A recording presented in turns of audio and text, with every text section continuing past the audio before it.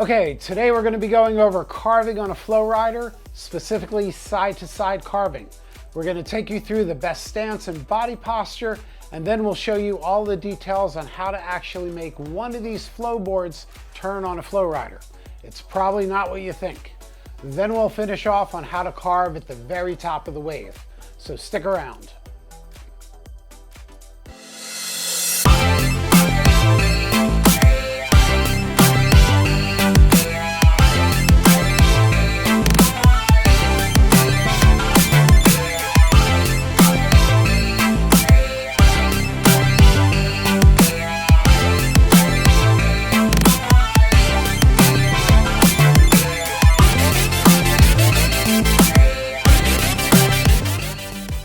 Okay, let's jump right into it. One skill that's great to have for carving is having really good stalls. This will teach you really good edge control. You want to learn both heel side and toe side stalls. So as you're learning how to carve, also keep practicing your stalls because you need to be good at balancing on those edges. So let's get into the basics, and we'll start with foot placement first. Most people who are right-handed ride with their right foot in back on the tail of the board, and lefties usually put their left foot on the tail. If for some reason it feels better to you to do it the other way, then go ahead and do that. Now, we're going to be using what's called a skateboard stance, which is the best stance that you can use in flowboarding. You're first going to place your back foot on the tail of the board about an inch from the back edge. You actually want the curve of your toes to be on the curve of the board, and your heel is going to be over the opposite edge. You steer with your back foot in flowboarding, so you need to be all the way on the back of it with your toe and your heel on those steering edges. Now, for your front foot placement, you want to get your feet about shoulder width apart so that you feel comfortable. Usually that's just forward of the board midpoint. Now, with your front foot, and this is important, you want to line up your heel with the edge of the board, and if there's a little bit of a gap between your toe and the toe edge, then that's okay. You don't want to be centered. Line up the edge with your heel. If you don't have your heel lined up with the edge, then you're going to have a problem doing heel side carves, as your board will tend to slide out. Don't worry about the gap for your toe side carves, because your back foot toes will compensate for that. And last, don't have your feet going straight across the board where you're pigeon-toed and uncomfortable. Your toes can flare out a little bit as if you were just standing up normally where you're nice and comfortable. I do have a whole video on flowboard stances if you need more explanation. Now, you want to stand up nice and upright with your knees slightly bent. You don't want your knees totally straightened out, and you also don't want to be in one of these squatting positions. You want to put about 70% of your weight on your back foot and about 30% of your weight on your front foot. If you're a skateboarder, it's almost like doing a wheelie the whole time. An easy way to get your weight balance correct is to shift your upper body back so that your head is just in front of your back knee. Now, you want 70% of your weight in back for 3 reasons. First off, you steer by pushing out your back foot, so you want to have the weight there to control those edges better. Second, the water pressure wants to push the board back out from under you. It's kind of like pulling the carpet out from under you. So you need to compensate for that. And then third, digging the back end of the board into the water is just going to keep your board straighter so you don't start spinning sideways. If you're doing this correctly, your back leg muscles are probably going to give out on the first day, and you'll be very sore on it until you build up the strength with frequent riding. You want to keep your arms at a 45-degree angle right here. That's going to allow you to move them in all directions for balance corrections that you'll need at first. What you don't want to do is you don't want to bring your hands up all the way high like this. Lots of lifeguards are going to tell you to do that, but don't do it. It just raises your center of gravity, and it makes it harder to move around because you need to swing your arms around when you turn. Now let's talk about your head.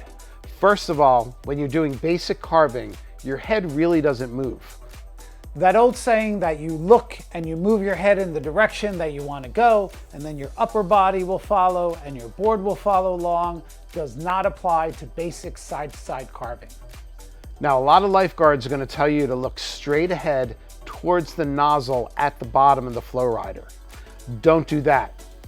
You want your head to look anywhere from directly straight out to the side of the Flowrider up to another 45 degrees forward. Now, this is really important. The reason you don't want to face straight forward towards the front of the Flowrider is because when you move your head to that position, your shoulders start to follow it, which opens up your whole body and then gets your hips and your board drifting sideways. Once your board goes sideways, most likely you're going to catch an edge and fall on your face. This is the most common scenario that beginning riders fall from. Towards the end of the video, I'm going to show you the simplest way to correct yourself if you do start drifting sideways, but what we really want to do is prevent this drifting from happening in the first place. So don't look directly forward. Look out there in this direction here.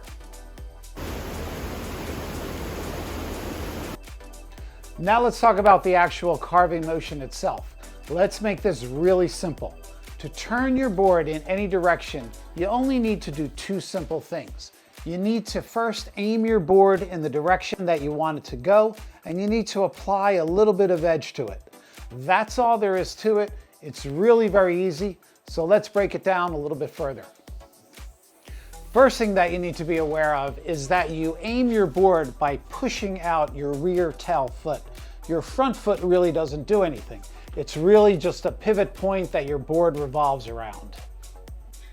Now, I'm going to hang on here, and if I want to carve heel side, then I'm going to lead with my hips and push my back foot out this way. And if I want to go toe side, then I'm going to push my hips and foot out the opposite way. Now, what I tell you next is really important. It's the whole key to carving on a flowboard. You ready for it? Because you're floating on water, to be able to move and aim your board in any direction, you need to do an opposite counter motion with your arms and shoulders. So when you turn your board heel side, you'll be turning your hips and your foot out in this direction. So to do that, your arms and your shoulders are going to need to swing in the opposite direction like this. Remember, your head never moves at all. Then, to go back in the opposite direction, your hips and foot need to swing this way as your arms and shoulders swing in the opposite direction again. And then it just keeps going on and on from there. Now, for some people, it's a lot easier for them to think about their front hand always wants to meet up with the tail of the board. So to steer off to the heel side, our front hand and our tail are going to meet up here. And then they'll meet up on the opposite side of the board to go the opposite way. Now, remember, up until now, you've only really been riding with your upper and lower body all aligned as one. Now you need to start learning how to ride your board with your upper body and lower body twisting in different directions. That's the key to carving. When you push your back foot out at an angle, you also have to keep your edges up a little bit. If you're going heel side, then you need to press down a little bit on your heels, and then if you're going toe side, you need to press down a little bit with your toes. If you don't do this, then your board won't bite into the water to make that turn, and an edge can catch in the current, and then you'll just wipe out. So remember, when your board is straight, just pushing down on your heel or your toe edges alone is not enough to get the board to turn. You also need to angle it slightly in the direction that you want it to go.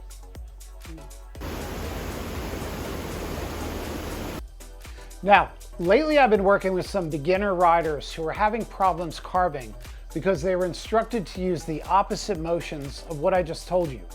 When I asked them where they learned this from, they said that there's an instructional video out there that describes steering a flowboard by using the same steering techniques as an ocean surfboard.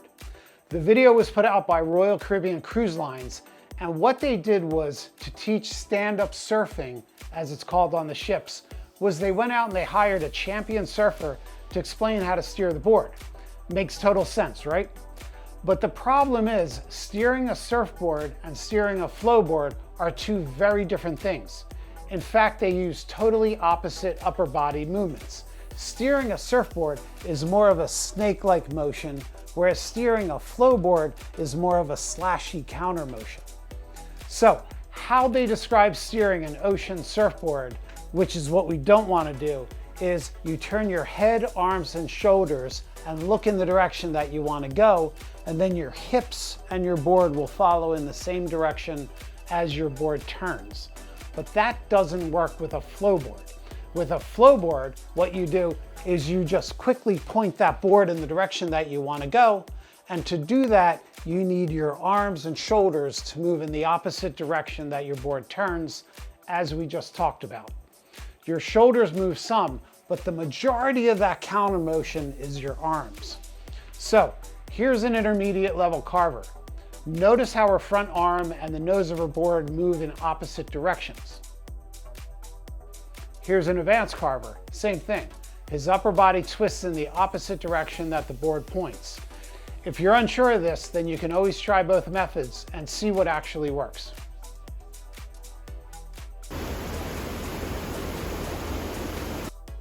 As you get better at carving, you're going to want to start shifting your weight in a seesaw motion on your board as you turn. Jonathan Root showed me this first, and what happens is your weight starts off heavy in the back of the board as you're carving across the wave. As you start to pivot, your weight is going to shift to your front foot and your tail swings around. Then as it's coming back down, you shift your weight back to your tail foot again and dig it into the water, pushing it against the current to stop the rotation. As you get good at carving, you really want to start exaggerating this and getting that bouncy rhythm going. So here's a video of Leo, who's part of my Aquatopia water park crew. You can see how when he comes across the wave, his weight is on the tail, and you can see the nose of the board is raised upward.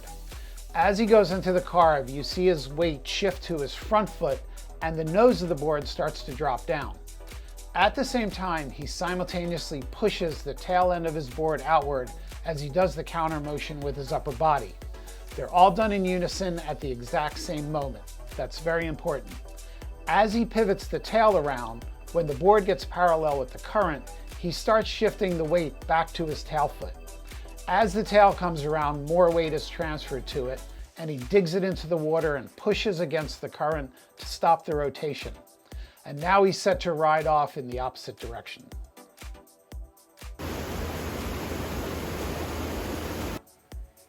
Now let's talk quickly about the different levels of carving and what you should be doing for them. At the beginner level, you're going to be angling your board just a slight bit and applying a little bit of edging. Remember, you have to do the upper body counter motion, which in this case will be just a little bit of arm swinging also. Start off real slow, and as you get more comfortable, start to do quicker turns. Next is the intermediate level, where your body will still be basically upright, but you want to start leaning a little more and getting your edges a little bit more into the current. Start pushing more against the current, and at this level you'll start getting a little bit of spray going. And the same here, work on those turns slowly, and then also try to pick up the pace and do some rapid turns and get a nice rhythm going. The advanced carving level is where your whole body is really leaning into these turns and pushing the tail deep down against the current to do those long circular turns. When you're really getting your edges in deep and pushing strong against the current, that's when you'll see the big spray come off your turns. Practice both the slow and rapid turns. Try to get it to the point where you feel like you're almost bouncing back and forth on the water, and that'll help you with the weight shifting on the board that we talked about earlier.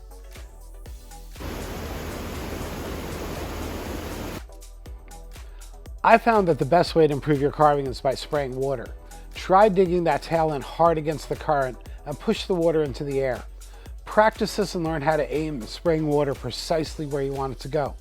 This will quickly give you the feeling of pushing your board against the current, which is needed for advanced carving.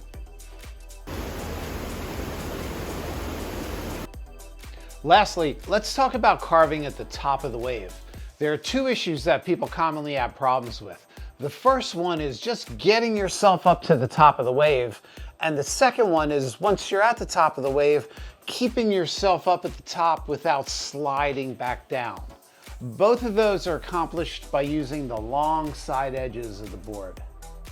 You can move up and down the wave by digging the short edge of the tail into the current, which will get you partially up the transition, but at a certain point you won't be able to get any higher because your tail's going to bottom out.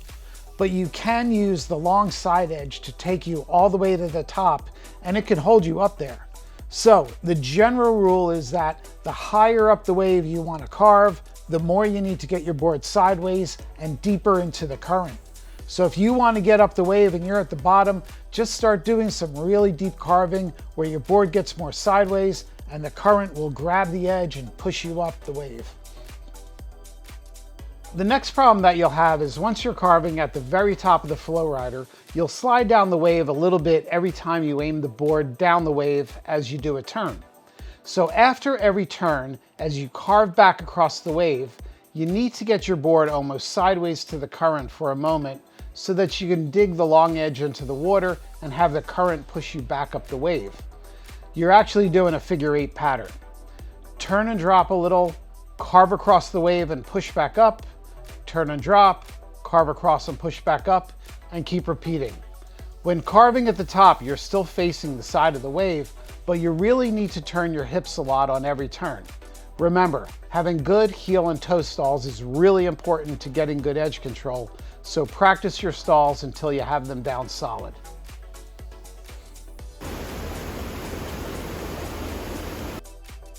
So that's all the basics for carving. Before I end this video, I do want to touch on the most common scenario that beginning riders fall from when they're first learning how to carve, and two ways to handle it.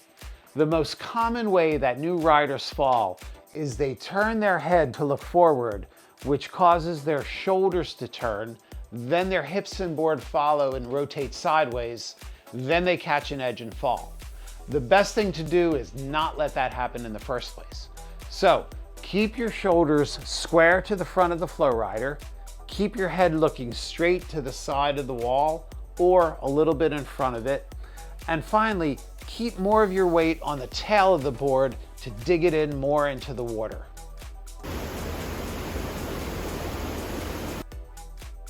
Now, if you do find yourself starting to spin and open up, the easiest way to counter this is to bend down and put your backhand into the water.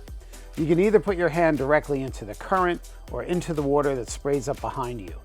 Either way, it'll put pressure on your hand and it'll start to spin you back to straighten you out. It's like a rudder on a boat.